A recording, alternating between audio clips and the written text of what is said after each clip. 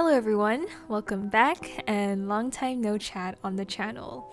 As someone who has basically been posting her art and animations on this channel for years now, literally since I was 11 or 12, it's safe to say that I've grown quite a bit since then.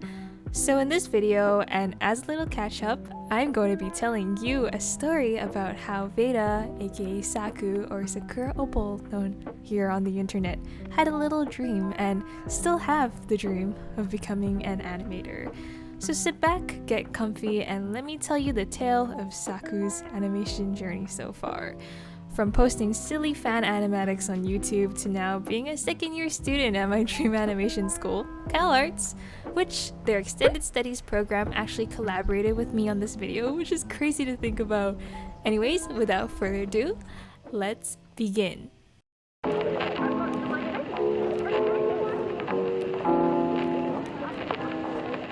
As a kid born in the early 2000s, I basically grew up with the television in the first part of my childhood and on the internet for the later half. Like a child with so much free time on her hands, I watched many animated shows as a kid. The first media that piqued my drawing interest was a shoujo anime called Shugo Kara, or Sao Tim some we call it in Chinese. With the cute outfits, magical transformation, and now looking back, a rather interesting love story. I was obsessed with this series, drawing tons and tons of fan art and fan comics of the franchise. Growing up in Asia, where anime and manga were already super popular back in the day, I would say that my art style has been definitely influenced by Japanese media as early as when I was 9 or 10, and also turned me into a big weeb. Even now, Japanese media are still a huge influence on my work, as you can see here, but more on that later.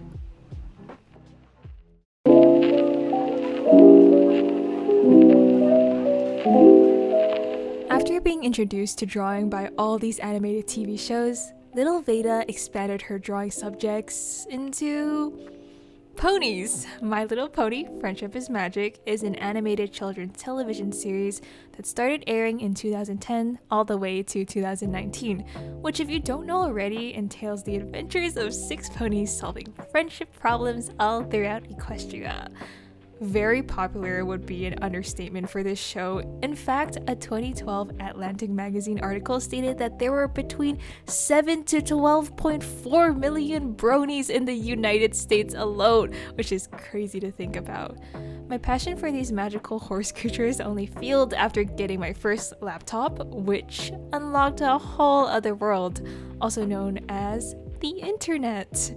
With a freshly made DeviantArt account and a YouTube channel, which, spoiler alert, eventually became the channel you're watching right now, little Veda was ready to conquer the webs with her art.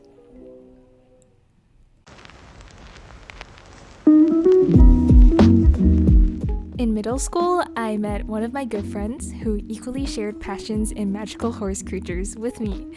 We're still good friends to this day, by the way. We bonded over the franchise and drawing, and she introduced me to a lot of other animated series out there, such as Avatar: The Last Airbender, which is like my all-time favorite, Steven Universe, Miraculous Ladybug, etc., etc. Although the internet is known to be a scary place with toxic netizens and the prevalence of cancel culture, I was very lucky in finding my safe and comfy community of artists to be in. This was the time I was inspired to get my first graphic tablet, drawing on fire alpaca and a torrented version of Paint Tool Sai, and started posting speed paints of my My Little Pony drawings, which I'm sorry you cannot find them anymore because they are not for the world to see and I'm super embarrassed by them.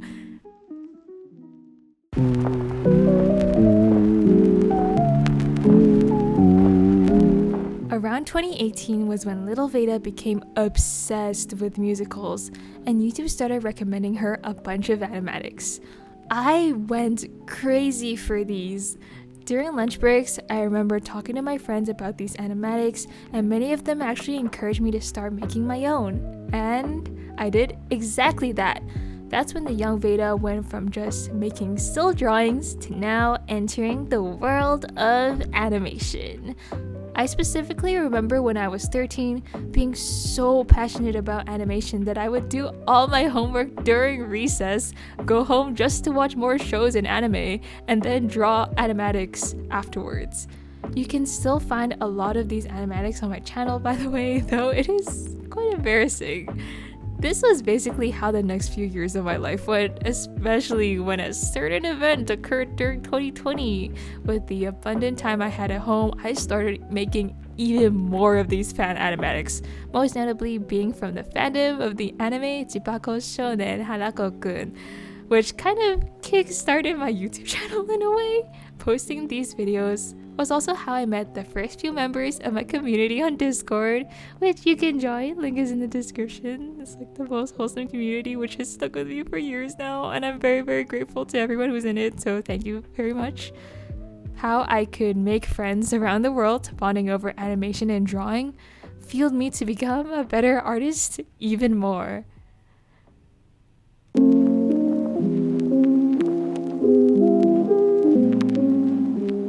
With so much passion in me and seeing how animation could bring people together, there was no doubt in little Veda's mind that she wanted to study animation in the future. As our high school slowly encouraged us to start looking at future university options, I stumbled across this little art school called California Institute of the Arts that you may or may not have heard of. Before I start rambling about Calarts, I just wanted to thank my family for being so supportive of sending their child overseas and study art out of all things. I am really grateful for the opportunity, and trust me, I do not take any of this for granted, Mom. Okay? Anyways, I remember when I got recommended many Calarts sketchbooks and student films on YouTube, I was in awe of how creative and talented and amazing the people who came here were. So I was like, this is it, bro. This is the school I am going to go to in the future. And then I checked the acceptance rate and I was like, maybe not. Now it's the perfect segue to Calarts Extended Studies, who collaborated with me on this video, and I will tell you how they basically came in clutch and really prepared me to get into art school. Since there weren't that many animation resources available where I'm from, taking the extended studies courses and workshops were tremendously helpful, especially since they were online, asynchronous, and I didn't have to worry about time zones. I first discovered what Calarts Extended Studies was back when I was just stalking the Calarts website, lol. Then, during the summer of 2020, I took the Animation Intensive course, which, fun fact, I was one of the first batch of people who took that program. Animation Intensive is a 6-week online program which really serves as an introduction to younger artists what animation is, and kind of experiencing how studying in Calarts will be like without traveling. And I think that specific course was the one that really changed my perception on drawing in a good way, allowing me to think about art in ways that I've never thought of before. Aside from drawing technique, they had classes such as history of animation, design, and more. The thing that I liked the most about that program was how I could make so many artist friends, since we had a class Discord together, and for me, it was during the midst of a pandemic where everyone felt socially isolated. And some of my friends that I met through that program are people now I'm friends with in real life at Calarts, so that's really cool. When I took that program, one of the teachers I had was Pixel Hunt, who is currently a teacher at Calarts actually, and the art director of Fantasia, which is coincidentally my favorite Disney film, so I was having a little fangirl moment. Aside from Animation Intensive, I took a few of their portfolio development workshops, and many of the pieces I created there either honed me this skill or eventually made it in my portfolio/sketchbook. I know some of my viewers may be interested in studying in Calarts in the future, so I highly recommend taking these courses from their Extended Studies program. As I mentioned, they have the Animation Intensive and Portfolio Development Workshops, which is what I took and is online, but they also have Summer Animation Residency, which is in person. Also, there are multiple portfolio development workshops, and the ones I took were visual storytelling and one for artists and animators. Application dates are seasonal and offered 3 times per year. It was really fun taking those courses, meeting new friends, and genuinely helped me so much to create a portfolio that would eventually get me into Calarts. Luckily, I have a 10% discount code for the first 25 people who are interested in the portfolio development workshops, and the link will be in the description, so go check it out. Thank you so much to Calarts Extended Studies, not only for reaching out and collaborating with me on this video, but genuinely helped me so much to get into my dream animation school. Speaking about dream animation school, let's talk about where I am now.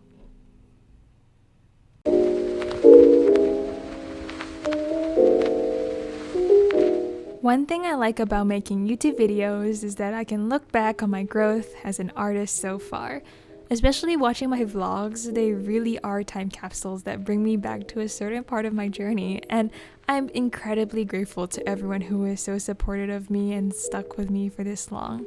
I've made a few videos about my art school experience so far already, which you can go check out, but wow, this new chapter of my life is crazy.